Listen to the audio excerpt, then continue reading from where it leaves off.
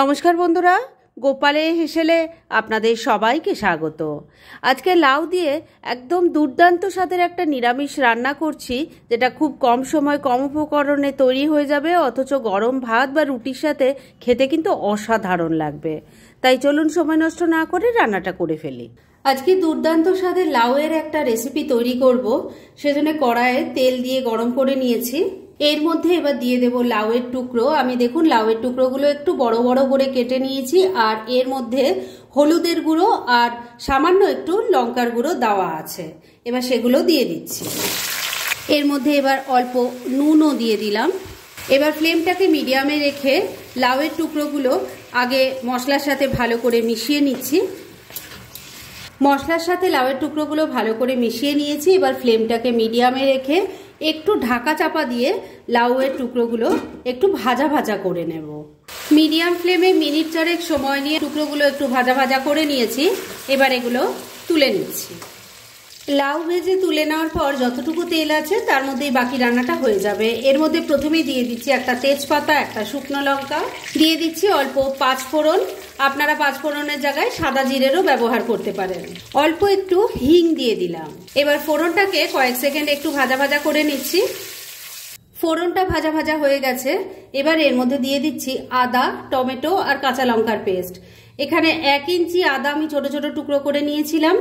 একটা বড় সাইজের টমেটো থেকে অর্ধেকটা কেটে নিয়েছি, আর 3টে কাঁচা লঙ্কা এখানে একসাথে বাটা আছে, দিয়ে দিচ্ছি।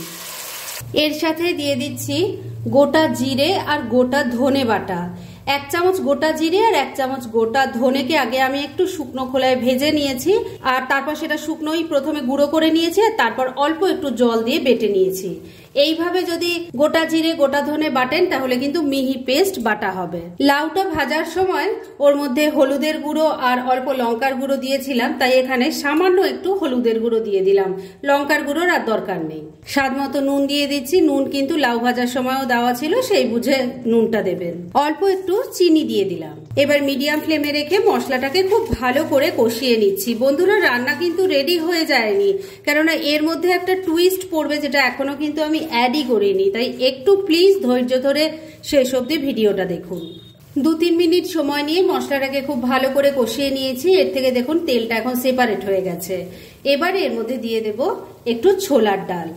আমি এখানে 1 কাপ পরিমাণ ছোলার ডাল সারা রাত জলে ভিজিয়ে রেখেছিলাম, আর তারপর প্রেসার কুকারে একটা হুইসেল দিয়ে এটাকে একটু সেদ্ধ করে নিয়েছি। ডাল এমন ভাবে সেদ্ধ করতে হবে যাতে ডালটা সেদ্ধ হয় কিন্তু গলে যাতে না যায়। প্রত্যেকটা দানা দেখুন গোটা গোটা রয়েছে। এবার সেই ডালটা দিয়ে দিলাম। মশলার সাথে খুব ভালো করে মিশিয়ে কষিয়ে নেব। 2-3 মিনিট সময় নিয়ে ছোলার ডালটাকে মশলার সাথে মিশিয়ে খুব ভালো করে কষিয়ে নিয়েছি।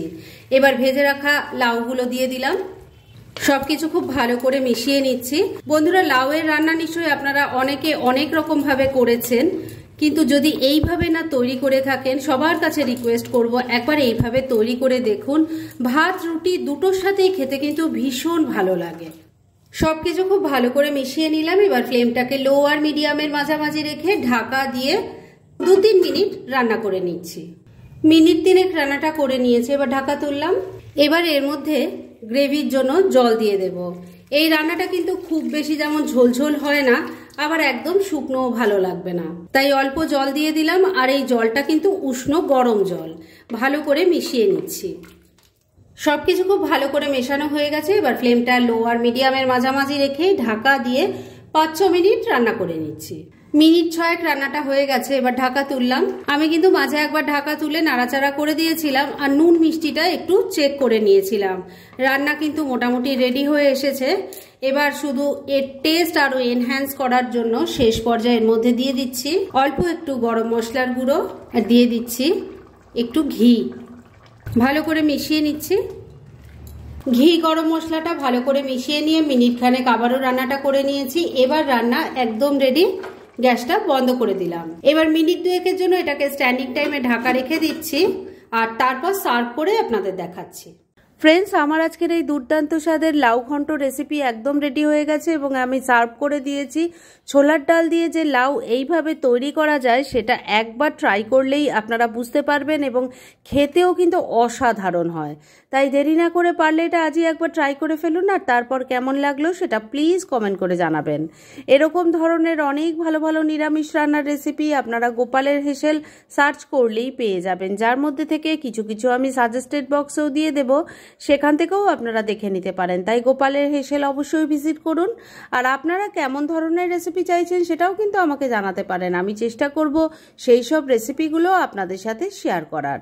আর আমার আজকের এই রেসিপি যদি আপনাদের ভালো লাগে আর ইউজফুল বলে মনে হয়, তাহলে যারা এখনও আমার চ্যানেলটাকে সাবস্ক্রাইব করেননি তারা প্লিজ প্লিজ সাবস্ক্রাইব করুন।